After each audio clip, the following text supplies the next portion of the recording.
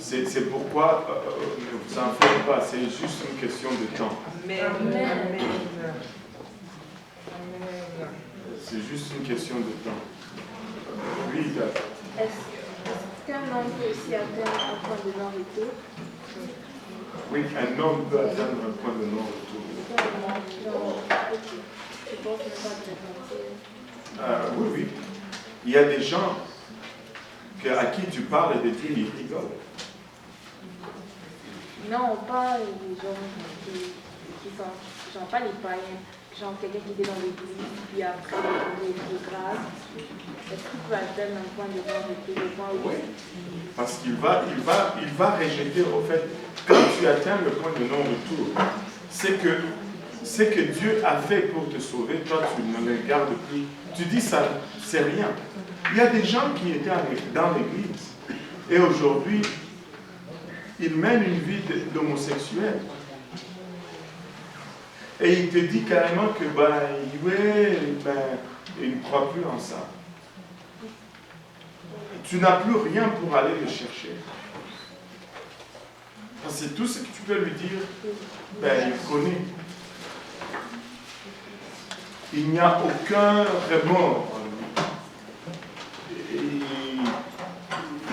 Il prend plaisir dans le mal. Et ça, ce n'est pas une question de qu'il était dans l'église ou pas. Il y a des gens qui vont rire de ça, de toutes les façons. Même s'ils n'étaient pas, même s'ils étaient dans l'église, ils vont... Si tu ne comptes pas ça, il n'y a rien. On ne peut pas te sauver avec autre chose. Oui, frère Christian. Est-ce que le fait qu'un homme atteint le point de non-retour, est-ce que cela peut dire que Dieu même avait endurci son cœur à un point que j'ai ressenti? Non, parce que c'est le fait que lui-même, il a tué sa conscience. ok, ça c'est comme la façon de voir ce point-là, c'est ceci. Parce qu'on s'énerve toujours quand la Bible dit Dieu a endurci son cœur. On devient trop nerveux. Parce que c'est comme si on veut transférer la responsabilité sur Dieu. Écoute, regarde attentivement. Le plus beau exemple, c'est Pharaon. Avant que la Bible dit que Dieu a endurci son cœur, la Bible nous dit que lui-même, il a endurci son cœur. Mais Dieu va te donner ce que tu demandes.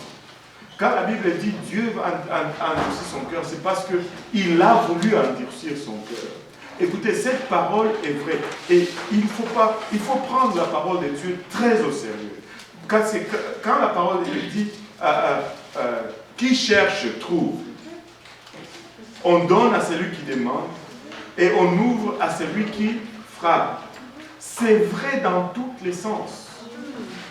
Parce que Dieu fonctionne dans ce sens. Il établit des lois et des principes. Et les choses vont marcher selon les principes qu'il a établis.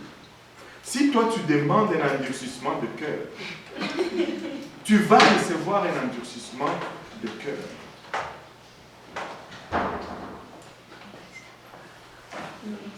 Le péché fait la guerre à l'âme. De plus que tu pêches, de plus que l'ennemi va te dire, il n'y a pas de repentance pour toi, tu vas finir par y croire. Et là, une fois, la Bible dit dans Pierre, s'ils ont échappé les pollutions de ce monde par la connaissance de Dieu et le Sauveur Jésus-Christ, ils sont encore entourés ou retournés dans ces péchés et overcome. C'est quoi overcome? Vaincu, la fin est pire avec le début, parce que c'est comme un chien qui retourne à sa vomi ou une pluie qui retourne à sa mire. Donc, le péché fait la guerre à l'âme. Fais attention, le péché peut devenir que ton âme s'endurcit au point que tu crois à le diable, il n'y a plus de repentance. Et la Bible dit qu'il est impossible, une fois qu'on atteint cet état en hébreu, il est impossible pour ceux qui ont une fois été éclairés et qui ont goûté du don céleste et qui ont été partagés du Saint-Esprit. et ont goûté la bonne parole de Dieu et la puissance du siècle à venir, ils se détournent. Il est impossible pour renouveler en eux encore la repentance, voyant qu'ils crucifient à eux-mêmes le Fils de Dieu de nouveau et le mettent publiquement en scandale. Pour le pasteur, il dit, fais attention, le péché peut venir et t'endurcir au point que tu ne crois plus que de repentance. Et ayant goûté, comme il dit, il y a des gens qui ont quitté l'Église. Là, on est en train un peu de sortir de ce qu'on était en train de dire et je vais amener un autre éclaircissement là-dessus. C'est ceci.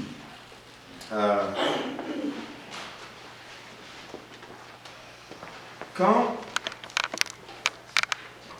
on parlait d'endurcissement du cœur, quand tu cherches quelque chose, tu vas le trouver au fait.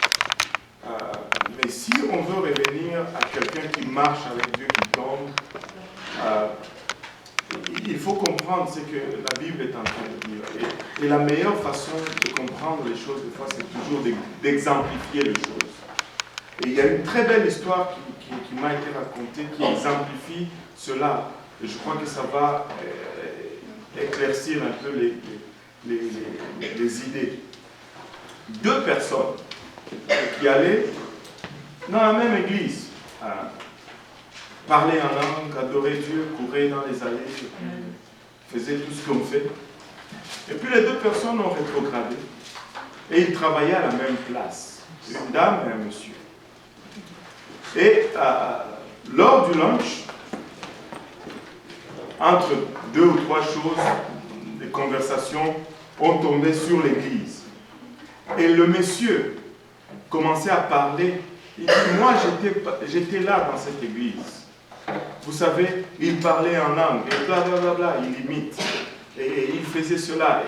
Et j'étais là-dedans, je vous dis. Mais je ne suis plus là-dedans parce que...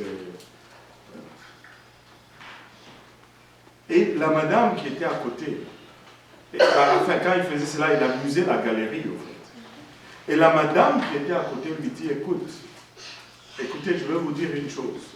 Moi aussi, j'étais dans cette église. Et je vous dis, ce qu'ils ont et ce qu'ils font est réel. Seulement, je n'ai pas été à mesure de tout suivre et de tout respecter.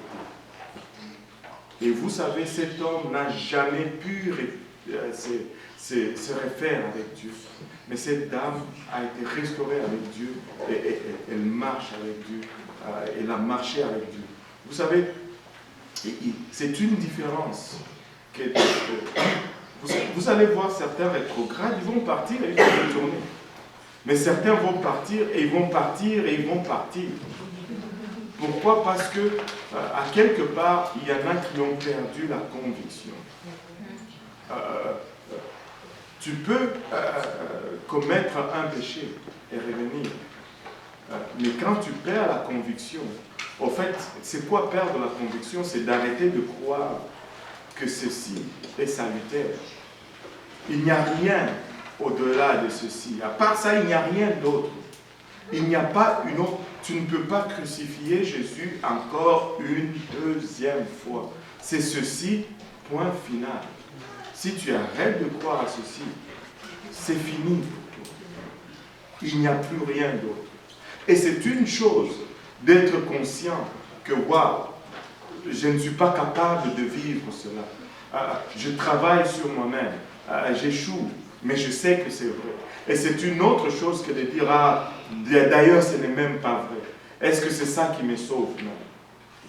C'est pourquoi quand le langage commence à être, est-ce que c'est ça qui me sauve?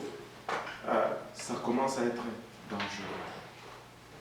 Et très souvent, on a difficulté de récupérer cela. C'est pas ça qui me sauve. Parce que Oui. il y a l'exemple aussi des deux brigands à la croix. Et le brigand là, peut-être qu'il a vécu toute sa vie comme quelqu'un qui est contre Jésus, mais alors contre le bien, mais pourtant à la dernière minute, il a cessé d'être un rétrograde, il a choisi de se mettre à côté de Jésus et il a été sauvé. Oui, mais l'exemple du brigand, ne s'applique vraiment pas à ce que nous sommes en train de partager, dans ce sens que le brigand était avant l'Église. Le brigand était dans l'Ancien Testament. Ça, c'est la première des choses. Les brigands, à la croix, il a eu une repentance sincère. Et le brigand, à la croix, était en face du juge. Et dans tout système, les juges ont l'autorité d'absoudre une pénalité. Aujourd'hui, si tu as une contravention, les juges peuvent annuler ta contravention. Non, j'invoque son exemple. C'est juste pour dire que quelqu'un aujourd'hui peut se mettre contre Jésus. Mais pourtant, au soir de sa vie, il a choisi d'accepter Jésus. Et là, tant qu'on a la vie, écoute, on n'a pas dit, on n'a pas dit le contraire. Et du temps que quelqu'un est vivant, on va toujours lui prêcher. Mais on ne peut pas ne pas dire ceci non plus. Parce que c'est... on n'a pas dit le contraire. Et laisse-moi te dire que si, en dernier jour de sa vie, il commence à invoquer le Seigneur, c'est parce qu'il n'a pas perdu sa conviction. Mais s'il a perdu sa conviction, il ne va pas invoquer le Seigneur parce que ça serait une folie d'invoquer quelque chose en laquelle tu ne crois pas. Moi, je ne peux pas invoquer Bouddha. Je ne peux pas invoquer Allah parce que je n'ai aucune conviction dans s'il y a encore des convictions, c'est pourquoi j'ai tenu à éclairer dans le fait que des fois on peut vivre dans le péché, mais on a encore une conviction. Mais il y a aussi des cas, des gens qui vivent, qui vont tellement loin, qu'il n'y a plus aucune conviction en eux. Ces cas-là sont là aussi. On ne peut pas les ignorer ou ne pas en parler. On espère que tout le monde va y arriver. Et l'autre chose que je voudrais vous dire, il faut faire très attention. Nous ne pouvons pas vraiment dire, oui, lui est sauvé, lui ne l'est pas, lui est sauvé, lui ne l'est pas. Non, nous prêchons toujours ce qu'il faut faire pour être sauvé. Amen. Le reste, c'est Dieu qui va déterminer, parce que même si quelqu'un confesse aujourd'hui, nous ne savons pas qu'est-ce qu'il y a dans son cœur.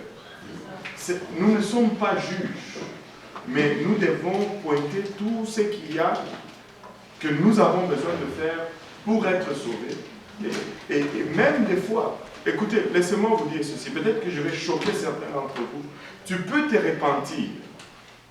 Tu peux être baptisé au nom de Jésus-Christ. Tu peux parler en langue, je ne sais pas moi, 22 heures sur 24, et mourir et aller en enfer. Parce que tu peux faire toutes ces choses extérieurement.